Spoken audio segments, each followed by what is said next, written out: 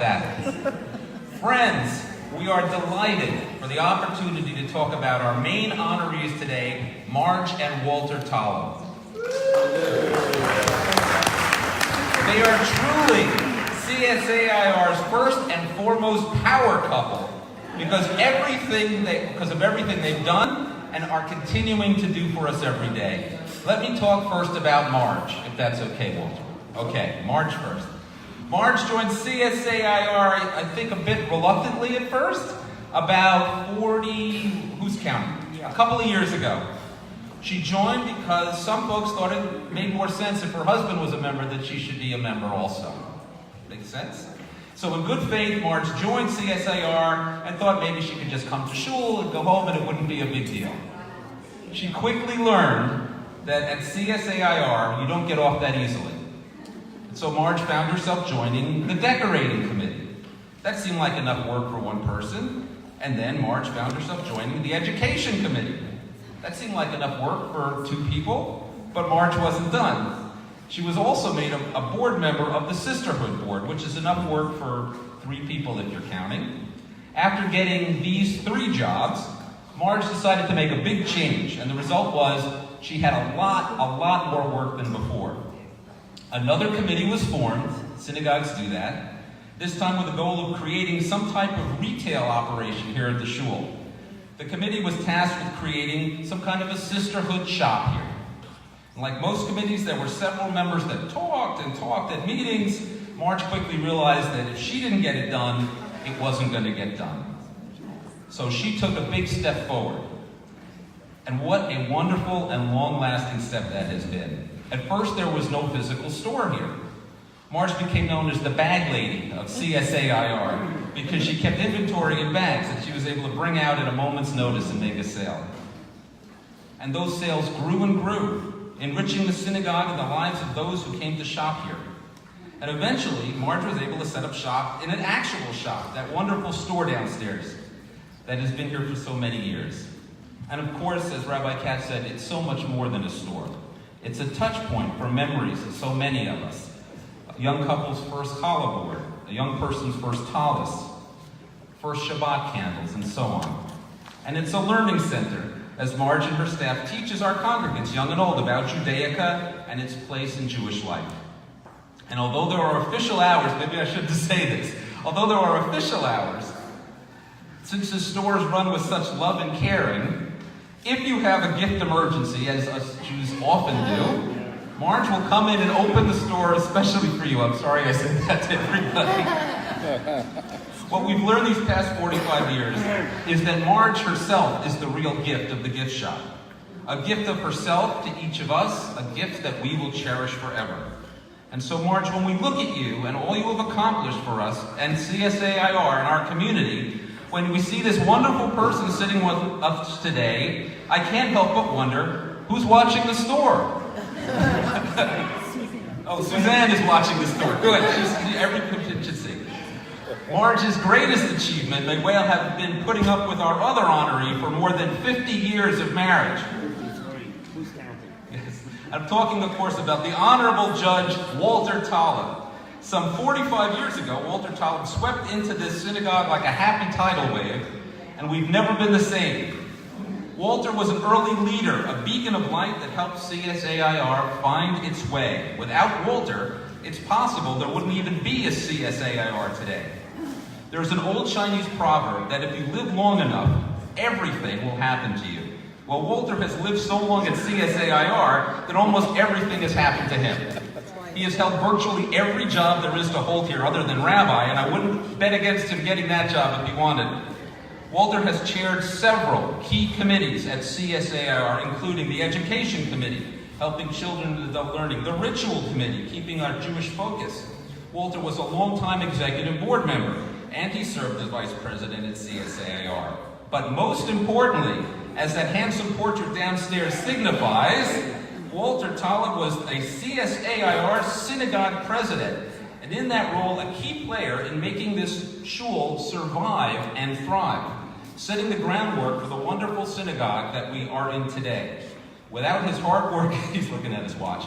Without his hard work and inspiration, we're almost done. Almost done, Walter. might well be standing at a Costco right now instead of a conservative shul. And for that, we all owe Walter a debt of gratitude. And of course, Walter's good works extend far beyond the walls of this synagogue as a judge and a community board member. My mother met Walter. I first heard about you when my mother said, there's this really nice man on the community board. And my mom doesn't like anybody. She doesn't like, she was always iffy about me. She always liked you, Walter. Let's think for a moment of what a positive role model Walter has been as an honest, ethical judge for his entire distinguished career. I'm not going to get political, but I think this gentleman belongs on the Supreme Court. Let me just put it that way. Yes. Walter has also been a powerful force for leading us in prayer. Every year, Mincha on Yom Kippur and Wednesday morning Minyan. When many of us are trying to get through the day on Yom Kippur without passing out from hunger, Walter is up there in a strong voice leading us. And above all, he's just one of the nicest people, and Marj is one of the nicest people, just one of the best couples we have ever met. Together, Walter and Marj are, as far as I'm concerned, the first couple of Riverdale. That is why the Men's Club is proud and honored and delighted to present them with our Persons of the Year Award. Ladies and gentlemen, Marj and Walter Tolub.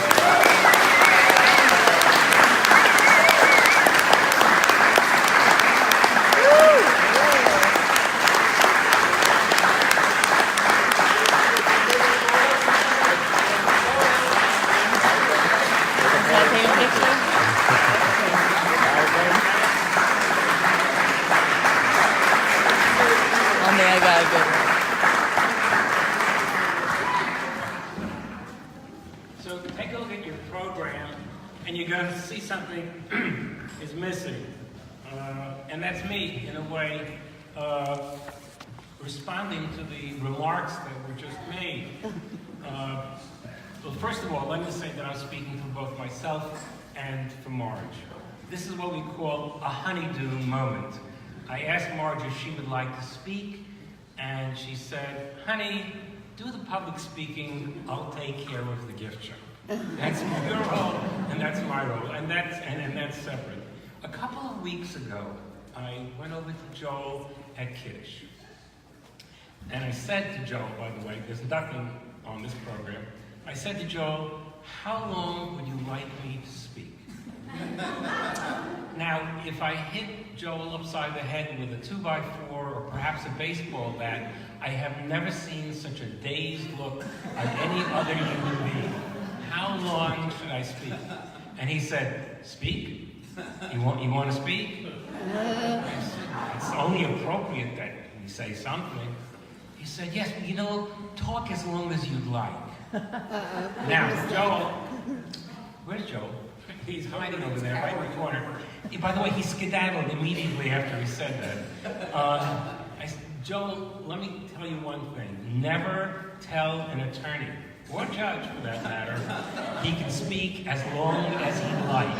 That's the functional equivalent of giving an alcoholic a bottle of vodka and saying, drink as much as you'd like.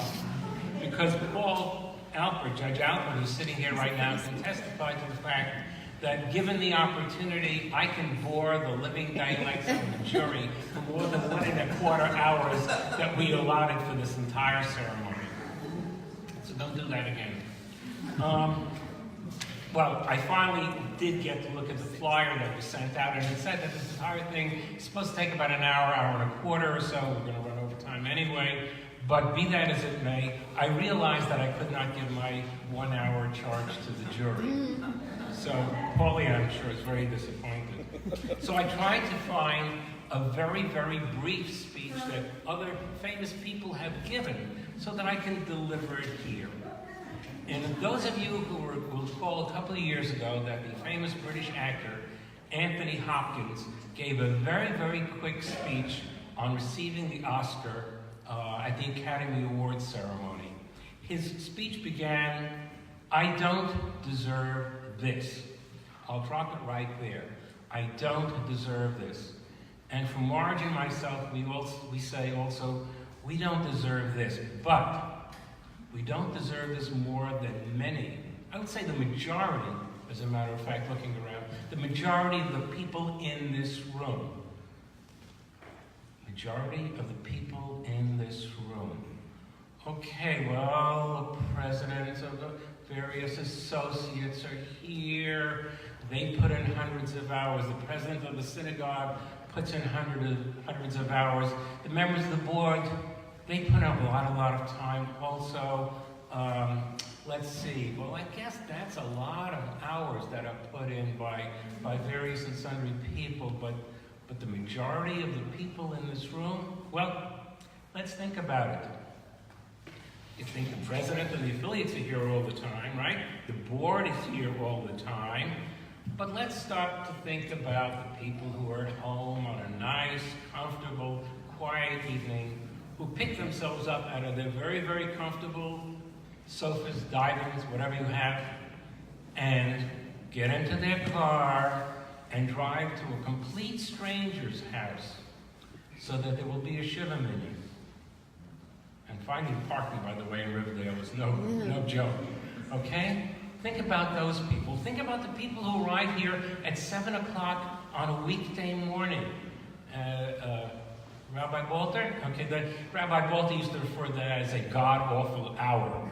And I always remember that. And they get here at 7 o'clock in the morning to spend a half hour to make sure there's a minyan. And then the crazier people, which I'm included in to some extent, who get here before those people to make sure that the doors are open, the lights are lit, and there's a minyan.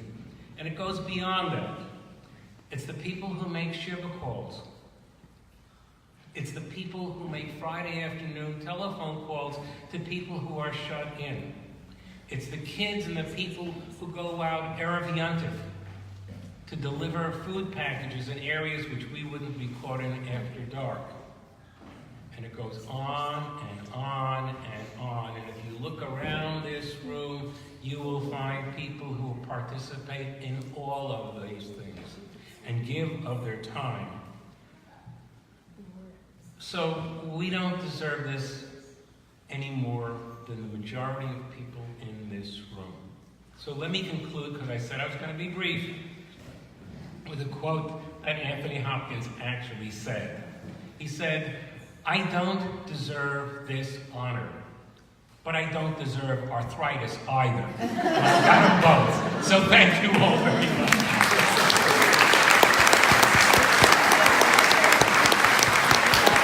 We're going to do our knighting ceremony. So we got Marj and Walter up here, and maybe a family member to help knight them. Hadassah, help knight us. All right. Yeah. Okay. So you stand. They sit here. We stand behind them. There we go. Come up, Ben. Did you get it? We need one other knighter from the family. There we go. All right. Sounds good. Okay.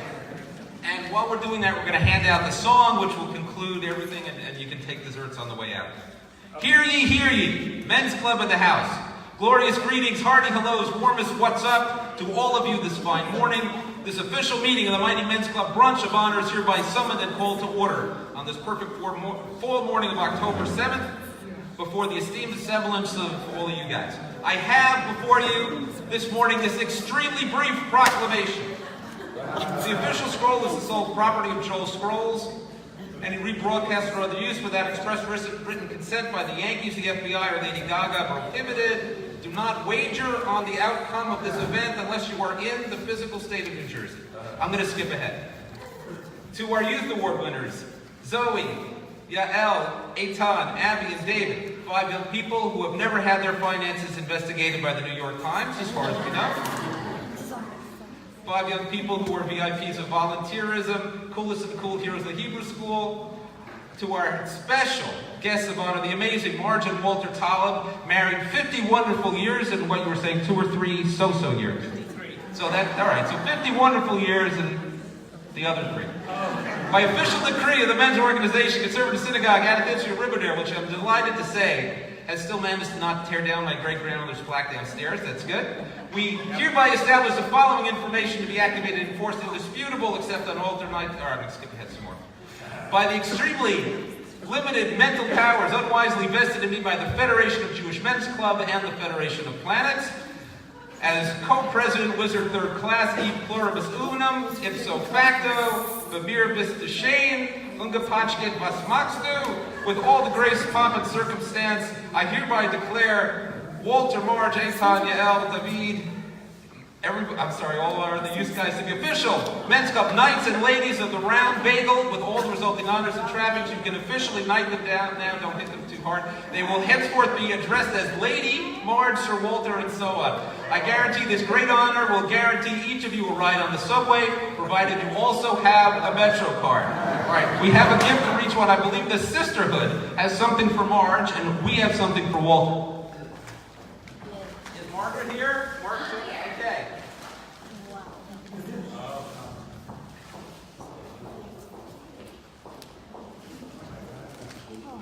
From the sisterhood and from the men's club. Not sure, yeah. On behalf of the CSAR Sisterhood, I present these flowers to Marj Tolub, one of the honorees this morning. Sisterhood is beyond grateful to Marj for not only running the gift shop, but for keeping it alive with your winning smile and dynamic personality. You work so hard every day for Sisterhood and by extension for CSAR at large. We love you and we are so proud of you. Mazel tov.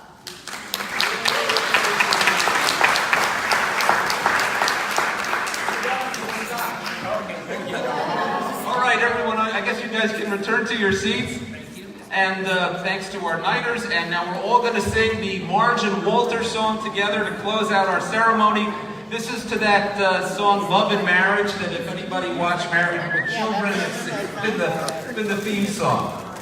All right, all together now. Marj and Walter, Marj and Walter, our respect for them will never falter. He's been president and chairman, and she runs the stores and sells the fill-in. Marj and Walter, Marj and Walter, they've been here longer than Rabbi Walter. Their love is exemplary, and they've been married half a century. My, they are so special. It's a machaya just to spend their time around them. That's our desire. Marj and Walter, Marj and Walter.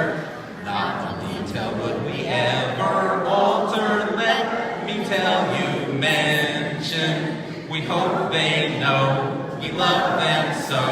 To celebrate them's our intention. A quick one to close us out. The Torah song. Tolub, Tolub, Tolub, Tolub, Tolub, Tolub, Tolub, Tolub. Here comes the judge. Tolub, Tolub, Tolub, Tolub, Tolub, Tolub, Tolub, Tolub. And here comes Marj. Tolub, Tolub, Tolub, Tolub, Tolub, Tolub. Here comes the judge. Tolub, Tolub, Tolub.